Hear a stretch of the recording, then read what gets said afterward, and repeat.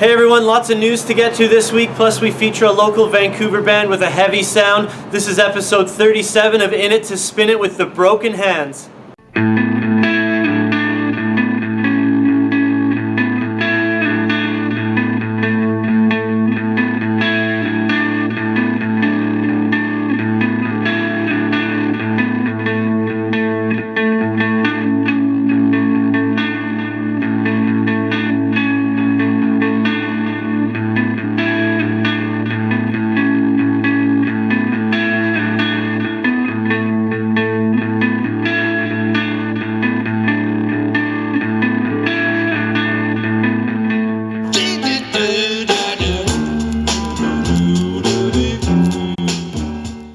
So parcel time, this one's hit a bit of a sore spot with me. This package was supposed to be in my hands 2.5 months ago. This is a local Vancouver band's debut album, Weed. They've been on the show, you can check out that episode.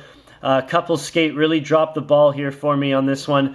I saw this record everywhere in record stores, couldn't buy it, there was no way I was buying it twice, so I just had to be patient. Good music on here, heavy distorted guitars, vocals muddy in the mix. Good debut though. Weed is a great band. Check them out. Check this album out. I'm sure it's streaming on their Bandcamp. As a sorry we screwed up, Couple Skate sent me a freebie record in there, which is a nice gesture, but the damage is done. This is actually not a bad listen either. This is Naomi Punk or Punks. Kind of an interesting record, kind of off the norm. Exciting news coming out of the Springsteen camp. A new album for 2014 is going to be out in January called High Hopes. This is a mix of new songs, covers, and re-records. 12 songs. Tom Morello is on 8 of the 12, so that should be interesting. I haven't seen The Boss since the 2008 April show at GM Place. Great show. Gotta see him again. Speaking of seeing someone, I've never seen Beck, one of my favorite artists. He's announced the new album, Morning Phase. That should be excellent. That's out in February. 2 years ago, almost now, he teamed up with Jack White, a third man, and put out this single. I've only listened to this a couple times. I remember the A-side being pretty strange, talking about hating people. Weird stuff, but Beck, one of the most talented artists of our time, I think you'll agree. He's put out nothing but great stuff.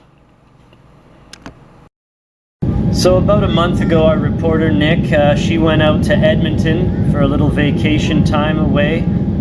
She found some cool stuff. As you know, through watching the show, we hit a lot of antique malls and thrift stores. You never know what type of records you're going to find there. But she found a cool one in Edmonton. Huge record selection. A lot of other, merch. Trinkets, interesting stuff, but someone was definitely industry. They had an amazing collection of vintage and promo concert shirts, but they were priced pretty high. It's too bad they were so high, but I'm sure she would have bought a few. That's a nice DOA one there. This is a weird Pearl Jam one. I've never seen that before, and I've seen a few.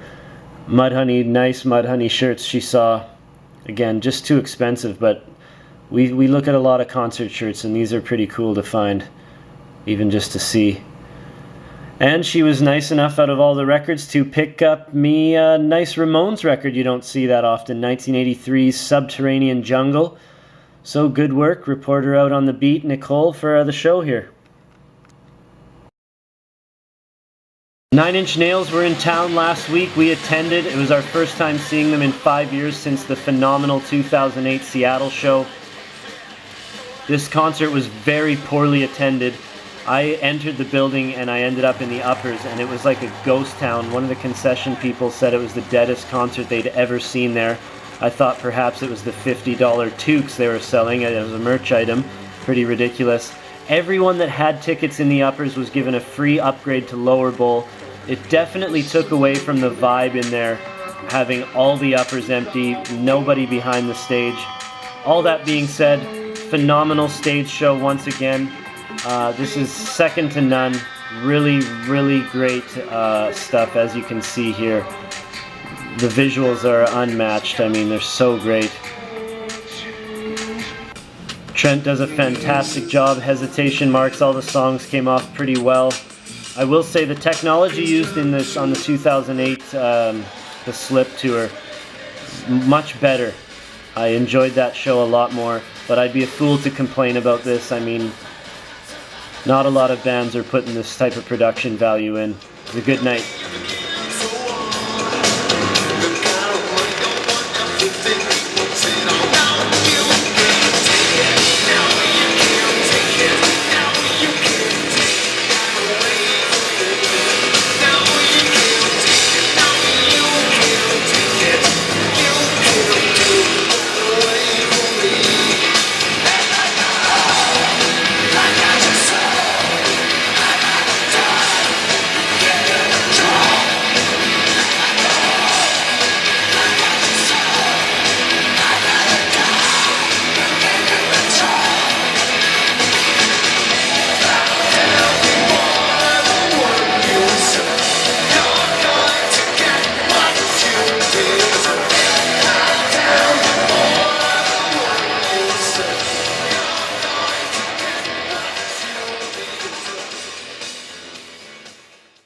So it's time to get to the interview, but before we do that, I want to shine a light on one of the other bands that played on the bill this night. The guy played with passion, great guitar stuff. The band was called Mother Upduff, so check the little clip out for them, and that'll lead us right into the interview with the Broken Hands. Hope you like it.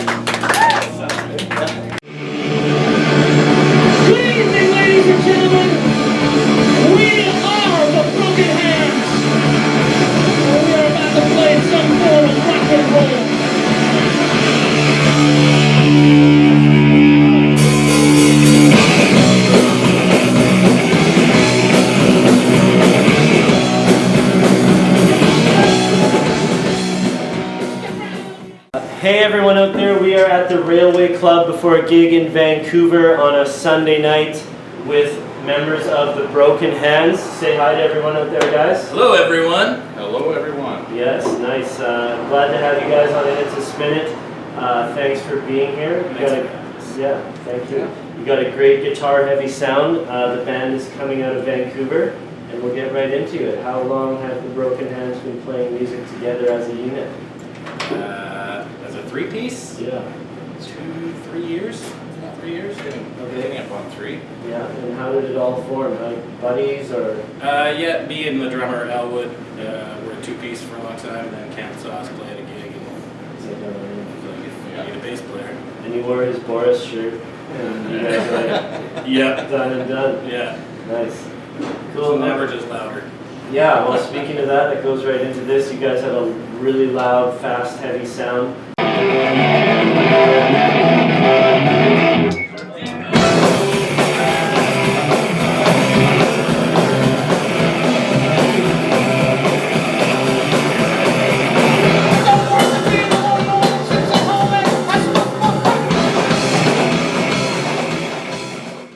At times it sounds like classic rock, but there's also punk riffs in there. Tell us about how you would describe your own style of music and how it came to be. Obviously, evolution from 2 to 3 piece, but what do we hear? Everything. Yeah, really. I'm influenced by everything. Yeah, I don't know. It's hard to pigeonhole. Okay. Because we listen to everything, we take influences from everything. Yeah, because Don't exclude anything. Just, it works. It works. Yeah. More ahead to painful lives up there and everything in between. Yeah, because that one song, I Had Two Friends, is quite a change from the rest of the album. It's a great tune, but it's just like kind of completely different than yeah, everything else. it's like whoa. So a lot of dynamics going on in the album. Harden the Fuck Up came out in 2012, right? Yeah.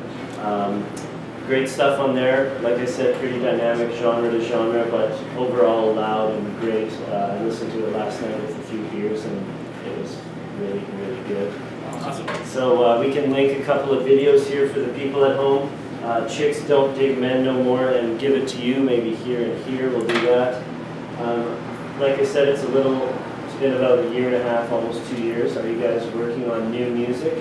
There's a new album, it's not mixed. It's not mixed. Not mixed. And Tell us about completed. that.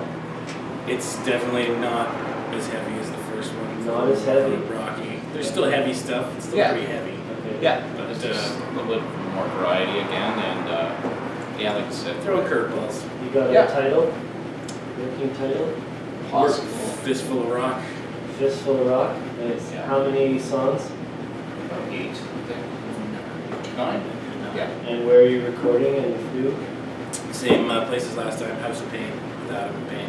Okay. Yeah. Is that in Vancouver? Yeah. So he's doing quite a bit of recording these days, and does a good job. And he's quick, fast, and to the point, and really worth your dollar. House of Pain, that's a recording studio? Yeah, he's I've not heard of that. been doing a lot of work with Bishop's Green lately. Okay. If you've heard of that. Yeah. Okay, nice. So we will look forward to that release. Yeah, when's that coming out? Well, we're thinking of possibly releasing Harden the Fuck Up on vinyl, possibly. Hopefully, Yeah. it'd be nice. Is there a physical for that album, or is it just Bandcamp? Yeah, there was. We sold all the CDs we had, Oh, sure. and so we got to either repress that, or we're thinking of vinyl. So Yeah. Vinyl's probably better. go vinyl to that, Yeah. repress it, and then get the other album mixed, and Yeah, that'd be cool Go to from see there. that physical on vinyl for you guys. Okay, and on your Bandcamp, I saw on your Live at Astoria mini album there, or whatever is up posted. Yeah. You covered the Stooges' Search and Destroy. Yeah. Yeah. Do you have any other covers in your catalog? And what makes a good cover song for you guys? Well, Nevertheless on Harden the Fuck Up is a cover song. Okay, Brian Jonestown Massacre. nice. Jesus, you're wearing Boris, you're dropping beats Yeah. around. You guys fans? Yeah, yeah. yeah. Huge. Yeah. Oh man, like, don't even get me started. Yeah. Love those guys. Amazing man. And Yeah. Rebel Apples. I didn't even, is it like a true cover? I didn't even. Well, it's hard. Nevertheless, but Yeah. it's harder. It's definitely Wow, I harder. can't believe I didn't pick up on that. I listened to your guys' album like 2 times in a row. It's near the end, second. Yeah. Second or third. That's Yeah. amazing. Yeah. I liked you, and now I fucking like you even more. That's Awesome. incredible. Cool, man. Well, I think that's about all I've got for you. Thanks for sitting down, and we'll see how the show goes off tonight. How it plays All right. out live. I mean, Thanks it's for good stuff. having us. Yeah, cool, man. Cheers. Spread the good word. Yeah, that's awesome, guys.